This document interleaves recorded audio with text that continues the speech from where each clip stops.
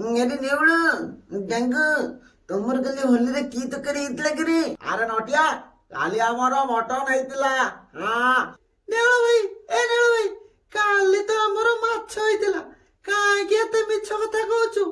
ହଇରେ ନେଉଳ ଏତେ ମିଛ କଥା କଣ କହୁଛୁ? ତୁ ବୋଧେ ଜାଣିନ, ମିଛ କହିଲେ ମହାପାପ, ସତ କହିଲେ ଜଗନ୍ନାଥ। ଆଲେ ଅଲେ ତାକୁ ଏତେ କଥା କଣ କହୁଛୁ? ଯେ ତବୁବେଳେ ତ ଖାଲି ମିଛ କଥା କହୁଛି। ଆଉ ତାକୁ କହିକି ତୁ ଲାଭ ନାଇଁଲେ, ବୁଝିଲୁ? ଆରେ ନଟିଆ, ଆରେ ମୁଁ ତ କେତେ ମିଛ କଥା କହିଛି। କାହିଁ ମୋର ମହାପାପ ତ ହେଇନି। ସେ ସବୁ ବେକାର କଥା। ଆରେ ତମେ ତମର ସତ କୁହ, ଆଉ ତମେ ଜଗନ୍ନାଥକୁ ଦେଖ। ଆଉ ହଲୋ ଲତ୍ୟ, ଆଲୋ ତାହେଲେ ଆମେ ଘରକୁ ଯିବା। ଏକ କଥାରେ ମୁଣ୍ଡ ବୁଲାଇ କେତେ ଲାଭ ହବନି, ବୁଝିଲୁ? ହଉ ତାନେ ଚାଲେ ଆମେ ଘରକୁ ଯିବା। ନେଉଳକୁ ଜମା ପାରି ହବନି। ଯେତେବେଳେ ଯାହା କହୁଛି ସବୁ ଡାହା ମିଛ କଥା କହୁଛି। ଆଉ ତା କଥାରେ କଣ ବିଶ୍ୱାସ କରିବ? ଆଲେ ଅଲେ ତା କଥାରେ ଜମା ବିଶ୍ୱାସ କରିବୁନି, ନହେଲେ କେତେବେଳେ ନାଇଁ ମଝି ନହେଲେ ବତେଇ ଦବଲେ ଜମା ଜାଣି ପାରିବୁନି, ବୁଝିଲୁ? ଆରେ ହଁ ରେ କିନ୍ତୁ ଆଜି ଡାଙ୍ଗ କହିଲା ବୋଲି ଆମେ ଜାଣିଲେ ନା, ଆଉ ନହେଲେ ଆମେ କଣ ଜାଣିପାରିଥାନ୍ତେ? ଏଇଭଳିଆ ଆମକୁ କେତେ ମିଛ କଥା କହିଥିବ। ପିଲାମାନେ ତମମାନଙ୍କୁ କାଲି ହୋମୱାର୍କ ଦିଆଯାଇଥିଲା କରିକି ଆଣିବାକୁ, କରିକି ଆଣିଛ? ଆରେ ନେଉଳ ଖାତା ନେଇକି ଆସିଲୁ। ଆଚ୍ଛା, ଆରେ ହେ ସାର୍ କଣ ମତେ ଡାକିଲେଣି? କିଛି ଗୋଟେ ବାହାନା କରି ରହିବାକୁ ପଡିବ। ଆଉ ସାର୍ କାଲି ମୋ ପେଟ ଖରାପ ହେଇଯାଇଥିଲା, ସେଥିପାଇଁ ହୋମୱାର୍କ କରିଲି।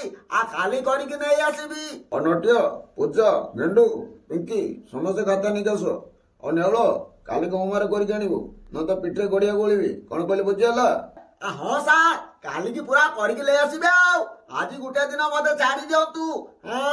ଆରେ କିନ୍ତୁ ନେଉଳ ପୁଣି ମିଛ କଥା କହୁଛି ରେ। ଆରେ ଆଲେ ମୁଁ ଜାଣିତି ନେଉଳ ପୁଣି ମିଛ କଥା କହୁଛି। କଣ କଲିଆ ଗଲେ? ଆଲେ ଯେମିତି କଲିବା ତେମିତି ପାଇବ। ସବୁବେଳେ ତୁଲ ଘର ଅଞ୍ଚାଲ ନଥାଏ। ଦିନ ନା ଦିନ ଡିବି ଚାଲିଗଲେ ସେତେବେଳେ ଭୟ ବାଧ୍ୟ ଖାଇବ। ତୁ ତଲେ ତାହେଲେ ତା କଥାରେ ମୁଣ୍ଡ ପୁଲାନି, ବୁଝିଲୁ? ହଉ ତାନେ ଅରେ ନେଉଳ ପରଦିନ ଯୋଉ ପାଠ ଦେଇଯାଇଥିଲା କରିକି ଆଣିଛୁ? ସାର୍ କାଲି ନିଦ ଲାଗିଲା, ସେଥିପାଇଁ ଶୋଇ ପଇଲି ନା। କାଲିକି କରିକି ନେଇ ଆସିବି। ନେଉଳ ଭାଇ, ଏ ନେଉଳ ଭାଇ, ସାରଙ୍କୁ ମିଛ କଥା କଣ ପାଇଁ କହୁଛୁ? ତୁ ତ କାଲି ଜମା ବହି ଖେଳେଇ ନାଉ, ମିଛ କଥା କାହିଁ ସବୁବେଳେ କହୁଛୁ? ସାରେ କାଲି ନେଉଳ ଭାଇ ଜମା ପାଠ ପଢିନି, ତମକୁ ମିଛ କଥା କହି ଠକଉଛି। ଅରେ ନେଉଳ ପାଠ ନ କରି ଆଣି ମିଛ କଥା କହୁଛୁ? ଯା ତ ମାମୁଁ ଡାକି ଜାଣିବୁ, ଆଜି ତ ବିଚାର ହବ ଏଇଠି। ସାର୍ ଏଇଥର ଛାଡି ଦିଅନ୍ତୁ, କାଲିକି ପାଠ କରିକି ନେଇ ଆସିବି। ମାମୁଁ ଜାଣିଲେ ଭୟ ବାଡେଇବେ। ଅରେ ନେଉଳ ତୁ ଭଲରେ ଯିବୁ ନା ଡାଙ୍ଗକୁ ପଠେଇବି? ଯାଇ ବଂଶୀକି ଡାକିକି ଆଣିବ। ସାରେ ଜମା ବ୍ୟସ୍ତ ହୁଅନି, ମୁଁ ଯାଇକି ବାପାଙ୍କୁ ଡାକିକି ନେଇକି ଆସୁଛି। ବାପା, ବାପା, ତମକୁ ଗୁଲି ସାର ଡକେଇ ପଠେଇଛନ୍ତି। ସ୍କୁଲକୁ 6ଟି ଚାଲ, ନେଉଳ ଭାଇ କଣ ଦୁଷ୍ଟାମି କରୁଛି।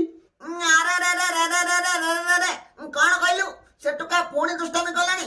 ମତେ ଶାନ୍ତିରେ ରଖେଇଦବନି ରେ ବାପା। ଏଇଥର ତାଙ୍କ ଘରକୁ ପଠେଇଦେବି, ଆଉ ଜମା ଆଣିବି ନାହିଁ। ସେ ସେଇଠି ରହି ମାଛ କଙ୍କଡା ଧରିବ। କଣ ସେ ଭୁଲ କରୁଛି ମ? ମୁଁ ତା ପାଖକୁ ଗଲେ ତାହେଲେ ମୋର କଥାବାର୍ତ୍ତା ରେ ବାପା। ଚାଲେ ଝଟି ଚାଲେ। ଅରେ ବଂଶୀ ନେଉଳ ଜମା ପାଠ ସାଠ ପଢୁନି, ସାରଙ୍କୁ ମିଛ କଥା କହୁଛି। ଆଉ ତାକୁ ସ୍କୁଲରେ ପଢାଯିବ ନାହିଁ। ତୁ ଏଠି ଟିସି ନେଇ ତାକୁ ନେଇଯା। କଣ କହିଲେ ସାରେ? ପାଠ ପଢୁନି ପୁଣି ମିଛ କଥା କହୁଛି। ସେ ଟୋକାକୁ ପାରି ହବନି ରେ ବାପା। ହଇରେ ପାଠ ନ ପଢି ସାର ମିଛ କଥା କହୁଛୁ। ମାମୁଁ ଏଇଥର ଛାଡି ଦିଅ, ଆଉ ଏମିତି ଭୁଲ କରିବିନି। ଭଲରେ ପାଠ ପଢିକି ଆସିବି। ଏଇଥର ମତେ ଛାଡି ଦିଅ, ଛାଡି ଦିଅ, ମତେ ମାରନି। ଏମିତି ଥରେ ଭୁଲ କରିଥିଲି ପରା, ତତେ ଛାଡିଥିଲି।